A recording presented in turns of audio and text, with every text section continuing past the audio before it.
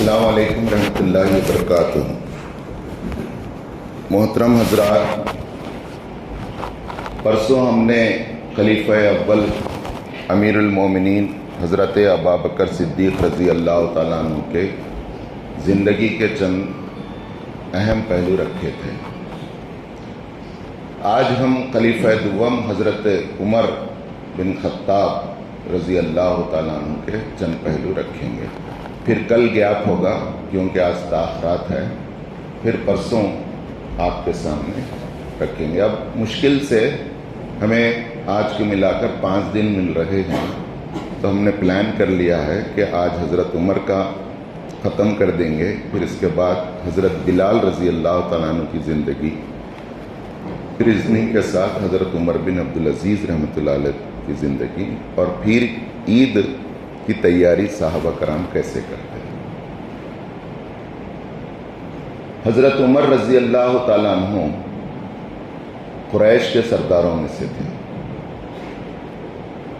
आप ईमान लाने से पहले इस्लाम के दुश्मन थे और इतने ही सख्त थे जितने अबू जहल थे। यहाँ तक कि एक दिन आपने प्यारे नबी करीम सल्लल्लाहु अलैहि वसल्लम का नौज़बिल्लाह क़त्ल करने के लिए निकल गए। हम सबको मालूम है कि अल्लाह के रसूल सल्लल्लाहु अलैहि वसल्लम की तहरीक इब्तिदा में आगे बढ़ रही है और कोई मजबूत आदमी इस तहरीक में अभी शामिल नहीं हुआ। तो प्यारे नबी करीम सल्लल्लाहु अलैहि वसल्लम को तहरीक को, जमात को और मिशन को, मजबूत अफराद को लेकर इसको मजबूत और स्ट्रांग करना बोल के फ़िक्र है, और इसी फ़िक्र का नतीजा है कि आपने 2 लोगों के लिए दुआ की। ऐ अल्लाह, तू मेरी इस जमात को इब्ने हिशाम या उमर को इस्लाम की दौलत देकर मेरी तहरीक में शामिल कर दे, ताकि मेरी तहरीक को अब जो लोग दबा दे रहे हैं उसके अंदर एक मजबूती आ जाए। ये हिंदुस्तानी तनाजुर में बड़ी अहम बात है, रसूलुल्लाह सल्लल्लाहु अलैहि वसल्लम की दुआ। ये सिर्फ किस्सा नहीं है, ये तखलीद के लिए है। ज़रा ठंडे दिल से सोचिए, वहाँ पर इस्लाम के 2 कट्टर मुखालिफ, पूरी प्लान करने वाले, देने वाले, वो है एक इब्ने हिशाम, बोले तो अबू जहल का लक़ब है। अबू जहल और उमर 2 असल सरगने हैं। बोल रही ये 2 सरगनों में से किसी एक को दे दे तहरीक। क्या तहरीक की फिक्र है। अब आप सोच के देखिए, जो 2 सरगने हमारे पास हैं, जो पूरे मुल्क की बागडोर जिनके हाथ में है और जो पूरे मुल्क को तबाह करें, और जिनका मकसद इस्लाम और मुसलमानों के वो बदख्वाह हैं, और उनके एक एक मकासद क्या हैं सामने आते जा रहे हैं। हम उनका जिक्र तो करते हैं, क्या कभी हमने उनके लिए दुआ करने का सोचा। आप बोलेंगे जौन साहब कोई तो भी वो 2 लोगों के वास्ते दुआ करती हैं, क्या दूसरों को बोले तो सुनेंगे।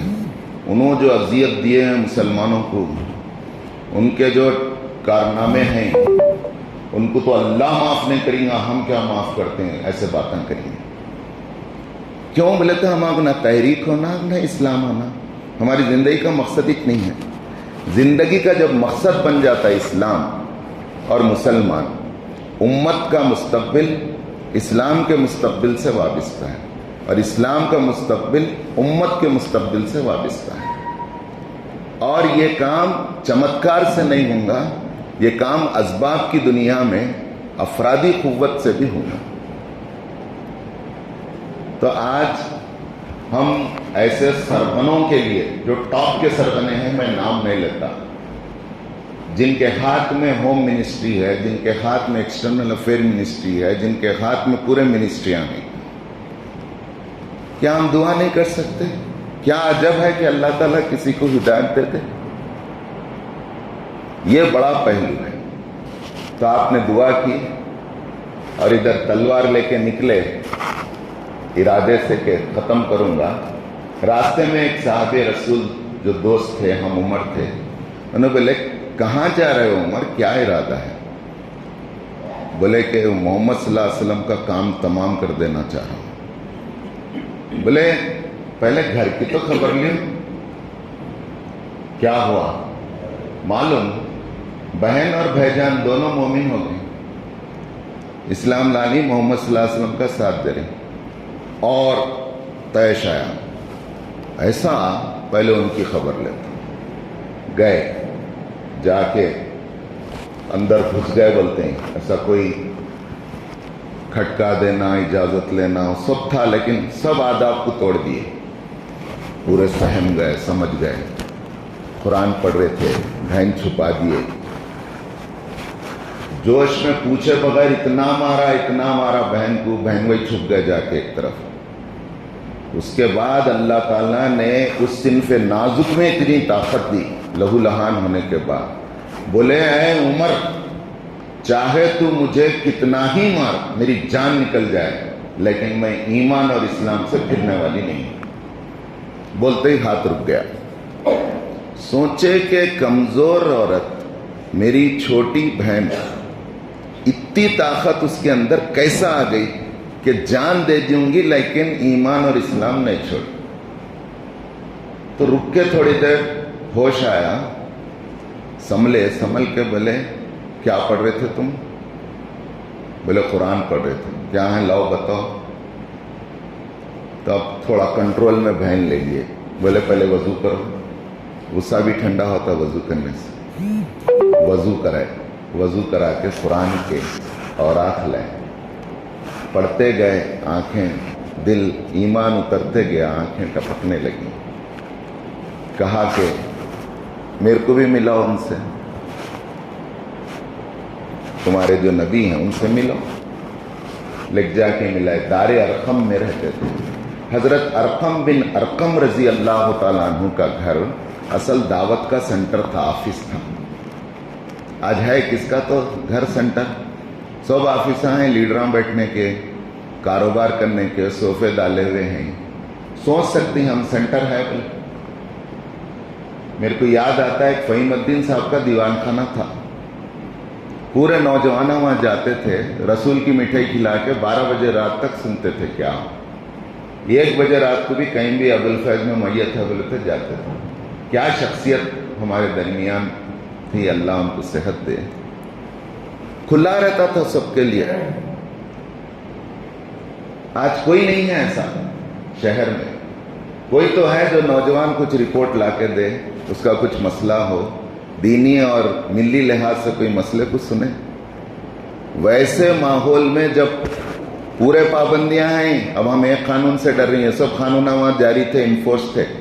کوئی تبدیلی مذہب نہیں کرنا، کوئی مذہب نہیں پھیلانا، نہیں تو تڑی پار کر دیں گے، یہ سب تھا وہاں پہ.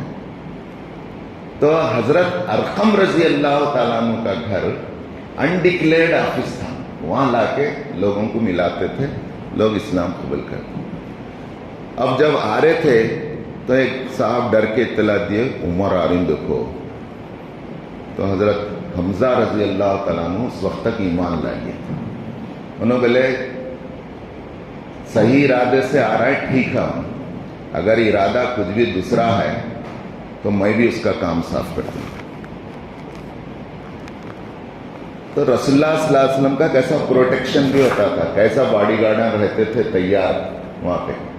کون بھی کب بھی آئے کیا بھی کر جائے، کیا کرتے ہیں قائد کو، کام کرنے والوں کو. تو اے چہرہ بتا رہا تھا، اپنا ارادہ بھی ظاہر کیا. پیارے نبی کو دوسرے کیبن میں رکھے تھے، فوری نہیں ملا رہے. لیڈر کو ہمیشہ دوسرے کیبن میں رکھنا. پہلے ریسیپشن پہ نیا آدمی آ رہا ہے تو کیا ہے پرپس، کیا ہے پوچھنا. پوچھے، رسول اللہ صلی اللہ علیہ وسلم سے ملے، ایمان لائے. اس کے بعد بولتے ہیں جتنا بغض آپ سے میرے کو تھا، آج سے اس سے زیادہ محبت آپ سے میرے کو ہو گئی. ایک مرتبہ پیارے نبی کریم صلی اللہ علیہ وسلم کو بولتے ہیں عمر تم میرے سے کتنی محبت کرتے ہیں؟ بولو جی. تو حضرت عمر رضی اللہ تعالیٰ عنہ بولتے ہیں سوچ کے تھوڑی دیر، بولتے ہیں میرے اولاد اور والدین سے زیادہ محبت کرتا ہوں.